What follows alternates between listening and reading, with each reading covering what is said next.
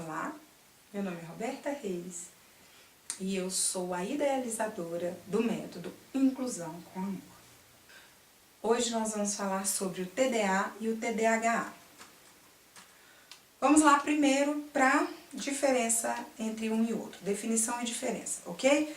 TDA é o transtorno do déficit de atenção. TDAH é o transtorno do déficit de atenção com hiperatividade, ok? Então prestem atenção, o quietinho, ele também precisa da sua atenção, tá? Ele também vai ter dificuldade aí de atenção, não é só aquela criança que costuma se dizer ligada no 220 que vai precisar da sua atenção, não, ok? Focando no TDAH, que é um desafio muito grande na sala de aula para nós professores, é um transtorno neurológico de causas genéticas e reconhecido pela Organização Mundial da Saúde, tá bom? Então é um transtorno neurológico, bacana? Criança com TDAH, ela precisa de acompanhamento, não só do professor, de outros profissionais, psicopedagogo, psicólogo, neuro, ok? Precisa. Fechamento de diagnóstico, a gente sabe que somente com profissional. Mas vamos lá? Como trabalhar com a criança com TDAH?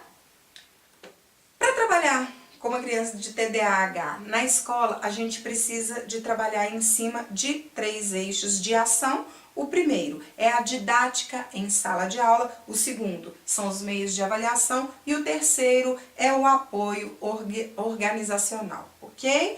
A didática em sala de aula busca o quê? Ela visa o quê? Meios para melhorar a concentração deste aluno, ok? Como que eu vou fazer isso?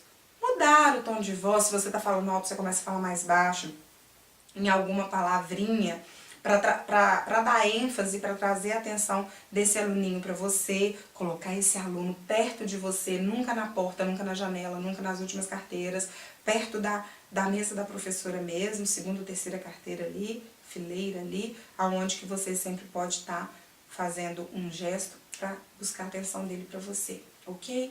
Faz um combinadinho com ele, você vai fazendo, às vezes é passar a mão no cabelinho, às vezes é passar a mão no caderninho, às vezes é dar uma batidinha, desde que seja com muito carinho, tá? Se for uma coisa que você percebe que incomoda ele, muda esse toquezinho nele, porque se incomodar ele, o efeito vai ser contrário, ok?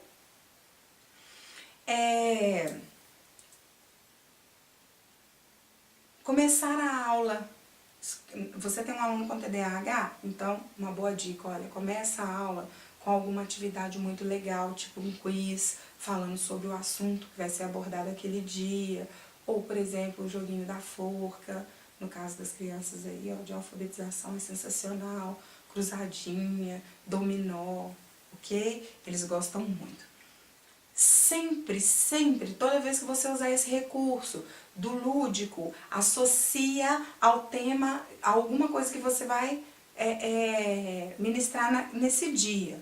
Por exemplo, se hoje você vai ministrar multiplicação, então na sua atividade lúdica você vai ter que falar sobre multiplicação no concreto, para que ele consiga fazer essa associação de forma prazerosa e ter o resultado significativo, ok? Sempre, sempre utilizar recursos audiovisuais ou sensoriais, ok? É a forma que a gente vai conseguir chamar a atenção dele e, na verdade, prender a atenção dele, porque a gente sabe que ele perde o foco de atenção muito rápido.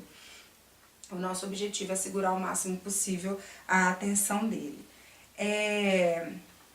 Não dar muitas cópias é muito importante. Aluno de TDAH tem grande dificuldade de cópia. Ah, mas ele precisa escrever. Precisa sim. Então nós vamos buscar um meio que ele faça essas cópias de uma forma menos maçante para que ele consiga atingir aí o objetivo, ok? Cópias, textos muito compridos, imprime então o texto e passa no quadro somente a interpretação de texto, que aí de repente você vai ter um resultado melhor.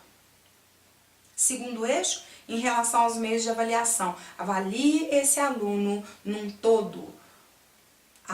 Aqui na minha região, a gente tem a participação do aluno né, na sala de aula. Isso ele leva aí 10%. Isso ele tem aí uma quantidade de pontos que é distribuída pela participação. Essa participação conta atividades de casa, atividades na escola, comportamento, participação e tal, não é? No caso do aluno com TDAH, você não vai dar só esses pontos que estão dentro dessa limitação para ele, não. O que você vai fazer? Você vai avaliar ele num todo.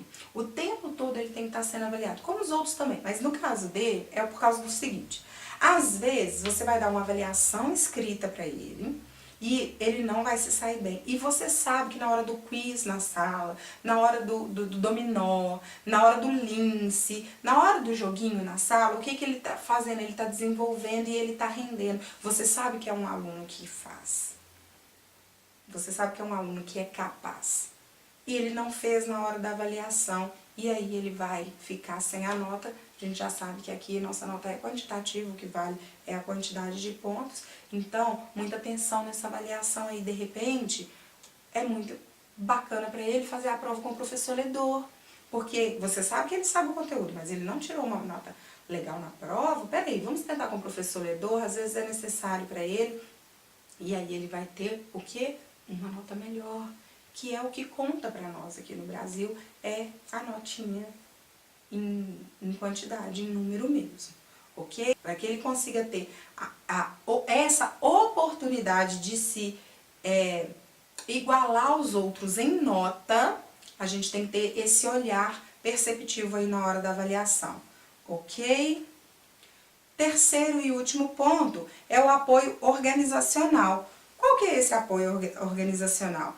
Ele precisa, gente, o apoio organizacional não dá para fazer sozinho, tá? O professor não consegue fazer sozinho. Ele precisa da ajuda da família e da comunidade, de quem convive com essa criança. Se tem profissional aí, psico, neuro, TO, psicólogo e a família, principalmente a família, nós temos que ter aí fazer essa organização mesmo dele. Como? Tia Roberta, que eu vou fazer isso? Olha, gente, é muito simples. Começando com a rotina, que é muito importante, tá? A rotina dele, com as tarefas, somente com as coisas de escola primeiro, tá? Olha, eu vou acordar, vou tomar meu leite, aí eu vou fazer minha tarefinha, meu para casa, minha atividade de escola, depois eu vou ver uns minutos de desenho, aí tá na hora do meu banho, eu vou almoçar pra quê? Pra ir pra escola, entendeu? Primeiro assim. Depois você pode integrar uma coisa ou outra, como, no caso da família, como guardar meu material ou meu brinquedo e tal. Importante no apoio organizacional, famílias, atenção, professores, dica importante. No apoio organizacional, quem arruma o horário da mochila do dia seguinte é o próprio aluno, tá? Terminou de fazer a tarefinha? Peraí, vamos olhar aqui no horário. O adulto pode, olha, primeiro horário português, então pega caderninho de língua portuguesa, mais um livrinho de língua portuguesa, coloca aí. Se por um acaso o adulto não supervisionar isso, não tem problema. Mas ele precisa ver num outro momento que a criança não veja. Por quê? Para não haver a falta de estímulo. Às vezes, a criança foi lá, organizou, ela está satisfeita com o que ela fez, aí o pai abre a mochila, não, peraí, tá tudo errado aqui, pronto, acabou. O menino já não vai querer fazer aquilo nunca mais. Então, se o pai for intervir e mexer, eu aconselho que não faça. Ou faça junto, ou não atrapalhe para ele não perder a motivação, ok? Ainda no terceiro eixo, no apoio organizacional. Para estudar para avaliação, isso tem que acontecer de véspera, tá? Não adianta estudar com ele uma semana, 2 antes para uma avaliação de língua portuguesa. Ele não vai conseguir reter esse tanto de informação. Se você estudar com ele 2 horas, 1 hora no dia anterior, ele vai ter um aproveitamento muito melhor do que se você fizer isso 2 ou 3 semanas, ok? Sempre ajude no apoio organizacional, o caderninho de dúvida. É muito rara essa dica, gente. O aluno leva esse caderninho de dúvida para casa. Na hora que ele está fazendo a lição de casa, o que ele está estudando, ele pode se esquecer ou pode não se lembrar, tá? De alguma coisa que ele perdeu o foco de atenção na hora da explicação na sala. Por exemplo, é um probleminha. Ele sabe que ele tem que colocar a continha e que depois ele tem que colocar a resposta. Mas ele esqueceu, colocou trocado e tal, isso gerou alguma dúvida. O que vocês vão fazer? Os pais, aqui ó, vamos anotar aqui ó, probleminhas. A professora no dia seguinte, na hora que estiver ministrando a aula, corrigir os para casa, ela vai olhar o caderninho de dúvida desse aluno e vai ver lá probleminhas. O que ela faz? Deixa o resto da turma fazendo atividade e chega na mesinha desse coleguinha e fala qual que é a dúvida dos probleminhas. Vamos descobrir junto aqui o que está acontecendo e aí sana a dúvida dele, ele provavelmente não vai te dar mais trabalho com essa mesma dúvida. Bacana? Gostou do vídeo?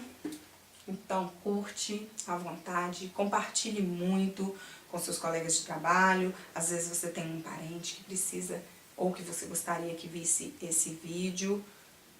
Clica no sininho e não se esqueça de se inscrever no nosso canal. Até a próxima!